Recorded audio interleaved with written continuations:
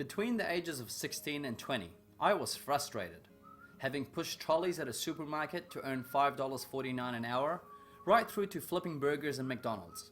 From a young age, I wanted to become financially successful.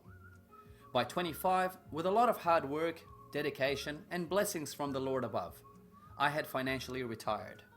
Then around the period of 2007 and 2008, long before it was given a title, the financial crisis struck. Things were a mess globally.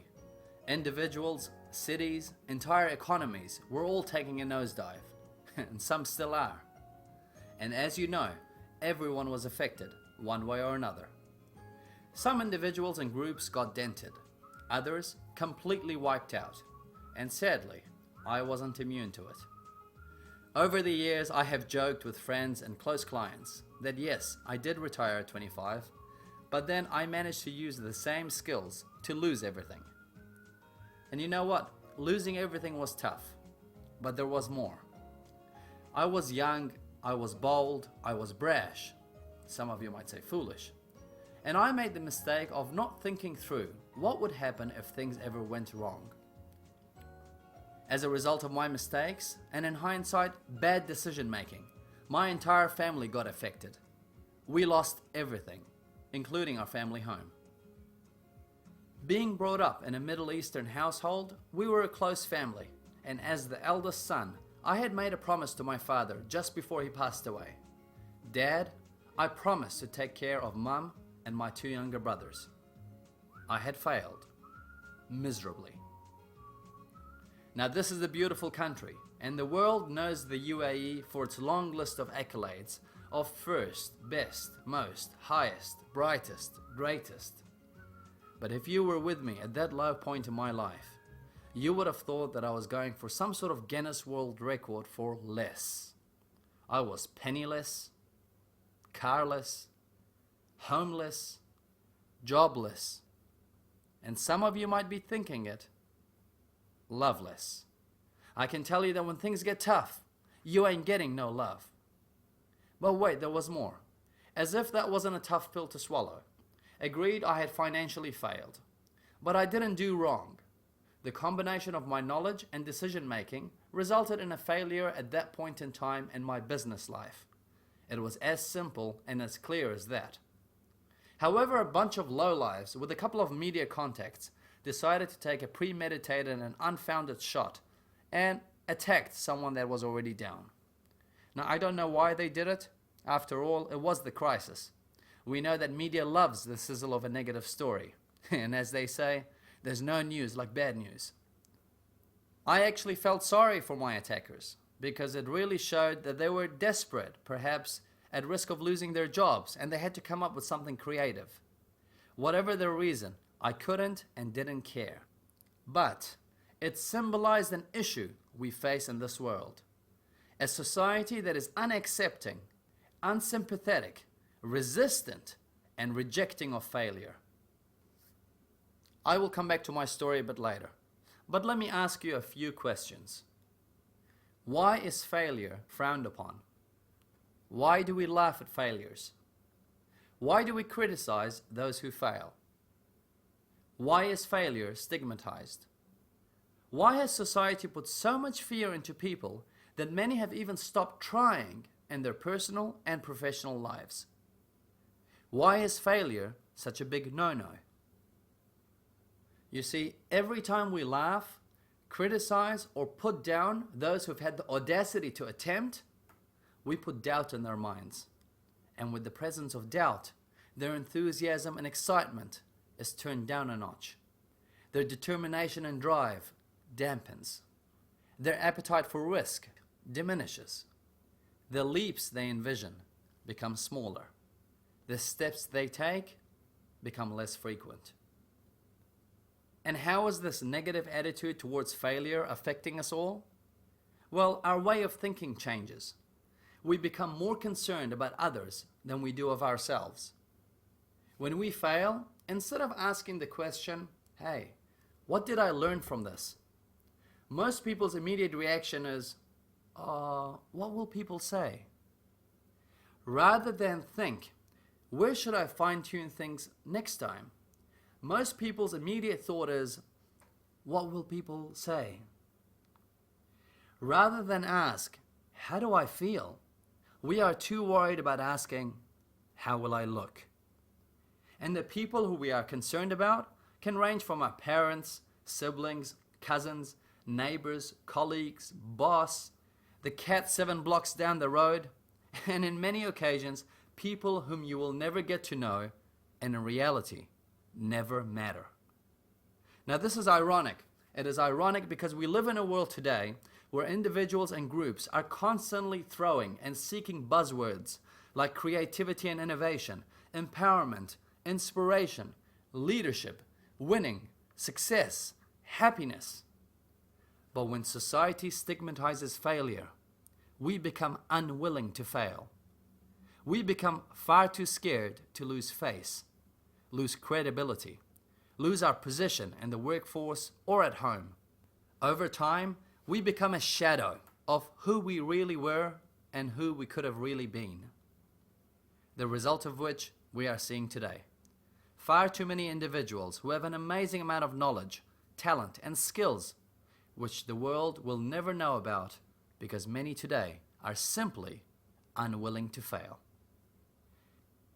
Our real failure in the world right now is our failure to realize the truth about failure.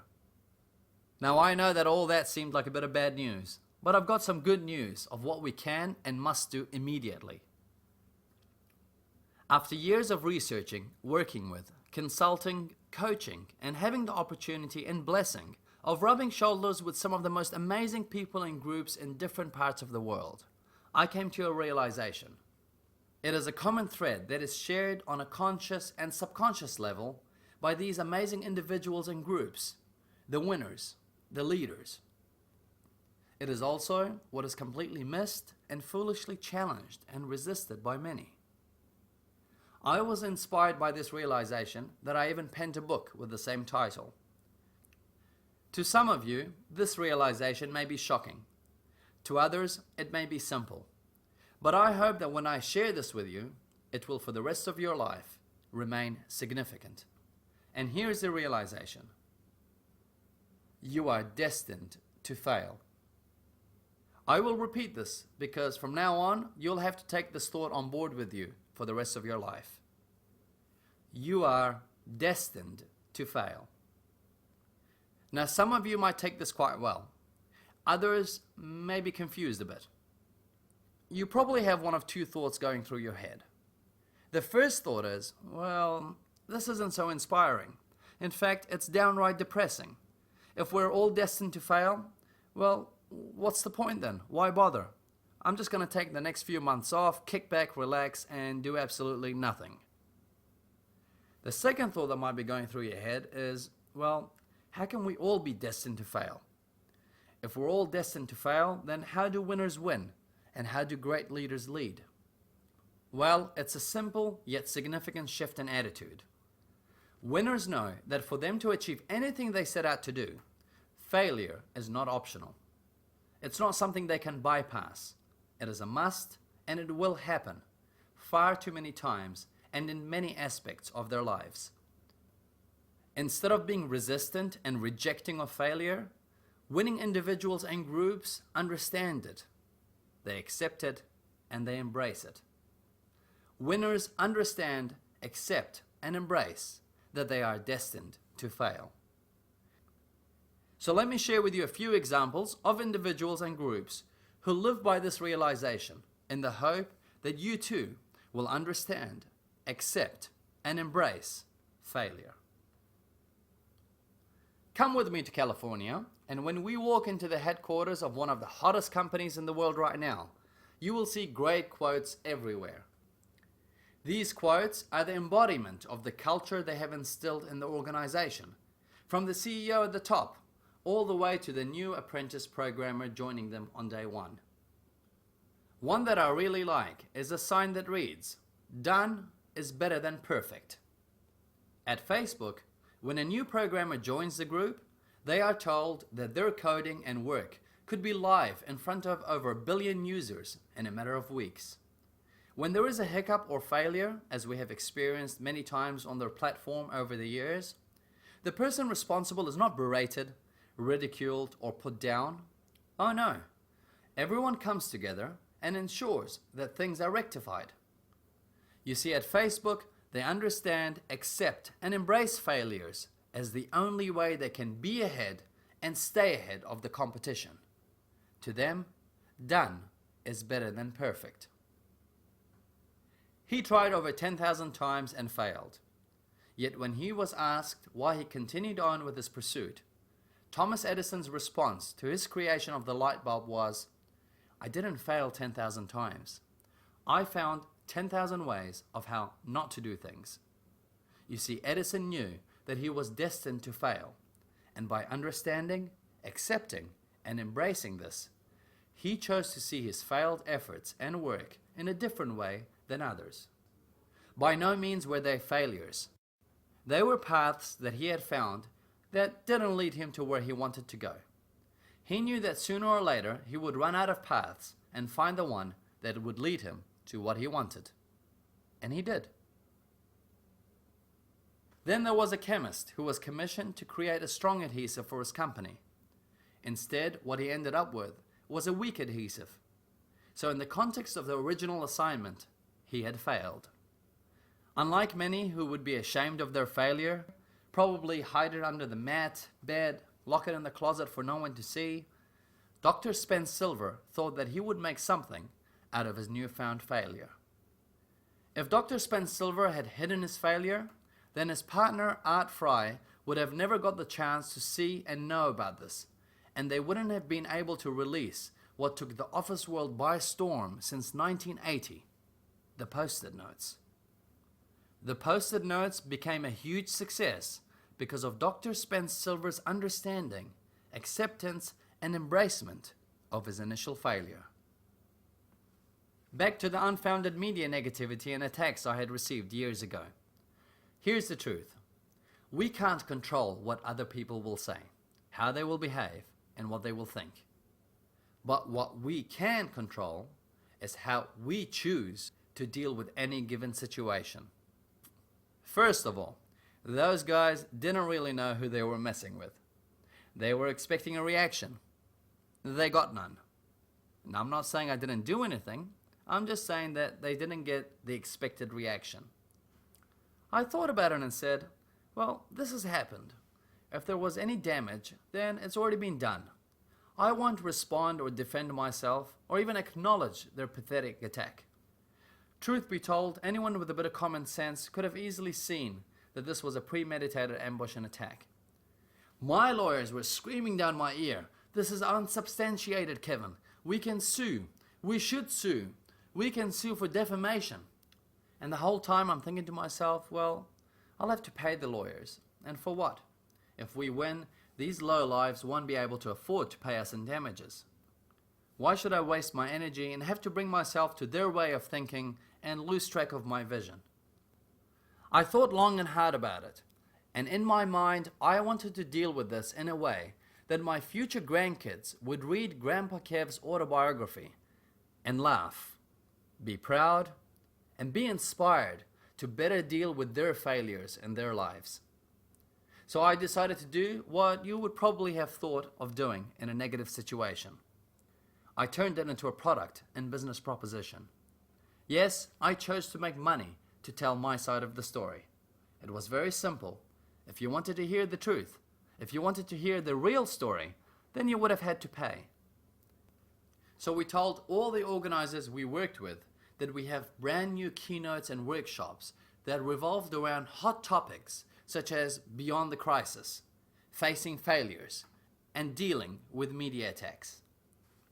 And at a time where everyone was hurting one way or another because of the economic climate, the use of my situation helped establish authenticity when delivering talks to individuals, groups, and companies. It was a huge success. Soon my haters got the idea that you can't take down a guy who understands, accepts, and embraces failure. My response was an indirect way of telling them what Muhammad Ali told his naysayers. If you ever dream of beating me, You better wake up and apologize. Now understand that I didn't have an elaborate plan, only an attitude that was one of understanding, accepting, and embracing the fact that I was always going to be destined to fail. My friends, I hope that at the very least, this video would have opened your hearts, minds, and eyes to the need of shifting our society's attitude when it comes to failure. Remember, failure is not an option. Failure is not something you can bypass. Failure is a must. It is a reality. Be prepared. You will fail many more times than you will succeed. Be willing to fail. Understand, accept, and embrace this reality. Your goals, your dreams, your success, your leadership, your happiness. You can achieve everything you desire and in turn inspire all the amazing talent around you to do the same both personally and professionally. Choose to live with this attitude. When you understand, accept, and embrace that you are destined to fail, you become unstoppable. You will have nothing to lose. And when you have nothing to lose, you will have everything to gain.